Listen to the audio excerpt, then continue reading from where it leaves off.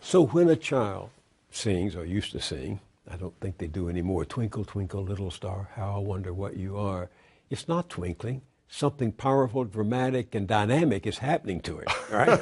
Well, yes, and we call that twinkling. Yeah, So, right. yeah, there's starlight coming billions of, or millions of light years, well, it depends if it's a galaxy, hundreds of thousands of light years across space, and it's a perfect point of light. As it hits our atmosphere, turbulence in the atmosphere jiggle the image, and it renders the star a twinkling.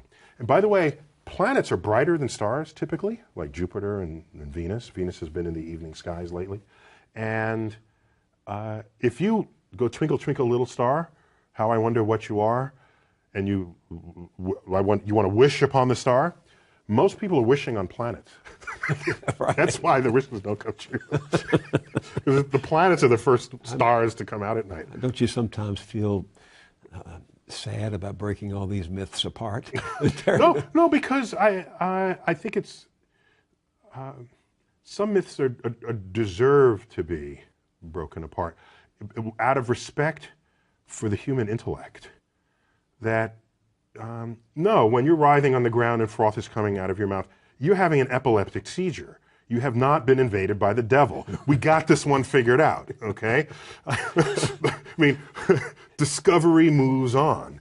So I don't mind the power of myth and magic, but take it to the next frontier and apply it there. Don't apply it in places where we've long passed what we already know what's going on. I came out of the planetarium, and that evening I sat thinking about what you said in the show about you acknowledged the Big Bang, and I remember that Hubble rewound the process mathematically, correct me if I'm wrong, and calculated that everything, matter, space, energy, even time itself, actually had a beginning. So it turns out that was not Hubble, although Hubble had the data that enabled the calculation. The person who did that was a Belgian priest, Georges Lemaitre. He's a priest, physicist priest. Right. Okay? What a cool thing to have on your business card. You got people coming and going with that. But he calculated what the implications of Einstein's general relativity, which was the new theory of gravity, would be with Hubble's expanding universe. And he says the whole universe may have begun in a singular point in the past. And thus, Big Bang as a phrase was used pejoratively of this idea, but it stuck. An incredible flash of energy and light, though. And matter, and yeah, all of this, all of the above. Do you give people who make this case that that was the beginning and that there had to be something that provoked the beginning, do you give them an A at least for trying to reconcile faith and reason? I don't think they're reconcilable. What do you mean? Well, so let me say that differently. All efforts that have been invested by brilliant people of the past have failed at that exercise. They just fail. And so the track record is so poor that going forward I have essentially zero confidence, near zero confidence, that there will be fruitful things to emerge from the effort to reconcile them. So, for example, if you knew nothing about science and you read, say, the Bible, the Old Testament, which in Genesis is an account of nature. That's what that is. And I said to you, give me your description of the natural world based only on this.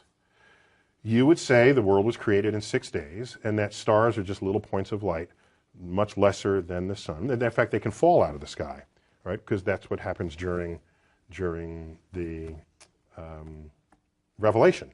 One of the signs that the second coming is that the stars will fall out of the sky and land on earth. To even write that means you don't know what those things are. You have no concept of what the actual universe is.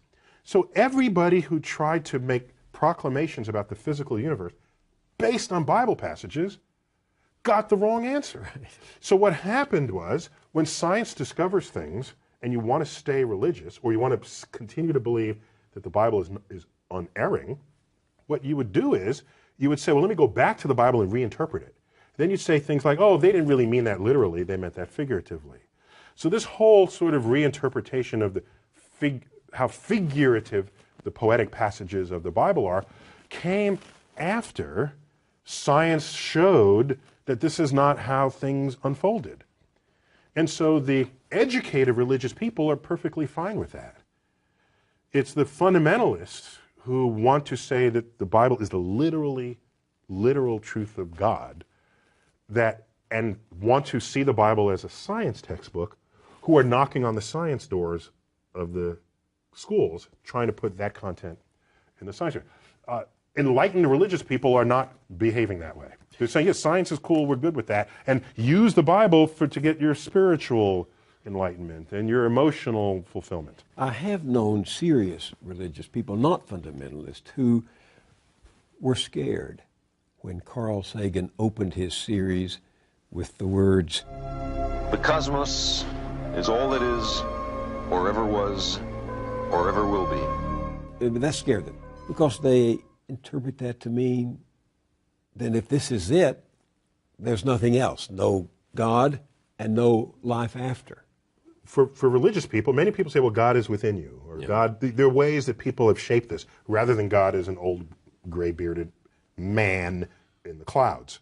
So if God is within you, what I'm sure Carl would say, in your mind, and we can measure the neurosynaptic firings when you have a religious experience. We can tell you where that's happening, when it's happening, what you're feeling like at the time.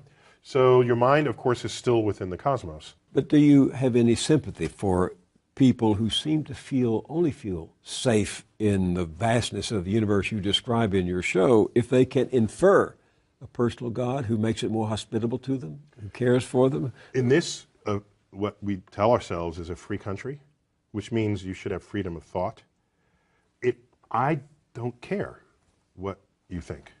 I just don't. Go think whatever you want. Go ahead.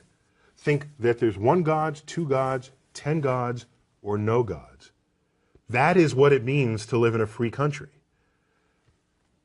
The problem arises is if you have a religious philosophy that is not based in objective realities that you then want to put in the science classroom. Then I'm going to stand there and say, no, I'm not going to allow you in the science classroom. I'm not telling you what to think. I'm just telling you in the science class, you're not doing science. This is not science. Keep it out. That's when I stand up. Otherwise, go ahead. I'm not telling you how to think. I think you must realize that some people are going to go to your show at the planetarium and they're going to say, aha, those scientists have discovered God, because God, dark matter, is what holds this universe together. So is that a question? It's a statement. You know they're going to say that. So the history of discovery, particularly cosmic discovery, but discovery in general, scientific discovery, is one where at any given moment there's a frontier. And there tends to be an urge for people, especially religious people, to assert that across that boundary into the unknown lies the handiwork of God. This shows up a lot. Newton even said it. He had his laws of gravity and motion, and he was explaining the moon and the planet. He was there. He doesn't mention God for any of that. And then he gets to the limits of what his equations can calculate. So can't quite figure this out. Maybe God steps in and makes it right every now and then. That's where he invoked God. And Ptolemy, he bet on the wrong horse, but he was a brilliant guy. He formulated the geocentric universe with Earth in the middle. This is where we got epicycles and the machinations of the heavens. There was still a mystery to him. He looked up and uttered the following words: when I trace at my pleasure the windings to and fro of the heavenly bodies. These are the planets going through retrograde and back. The mysteries of the earth. When I trace at my pleasure the windings to and fro of the heavenly bodies, I no longer touch earth with my feet. I stand in the presence of Zeus himself and take my fill of ambrosia. What he did was he didn't invoke Zeus to account for the rock that he's standing on or the air he's breathing. It was this point of mystery, and in gets invoked God. This, over time, has been described by philosophers as the God of the gaps. If that's if that's where you're going to put your God in this world, then God is an ever-receding pocket of scientific ignorance. If that's how you're going to invoke God, if God is the mystery of the universe, these mysteries, we're tackling these mysteries one by one. If you're going to stay religious at the end of the conversation, God has to be more to you than just where science has yet to tread. So to the person who says, maybe dark matter is God, if the only reason why you're saying it's because it's a mystery, then get ready to have that undone.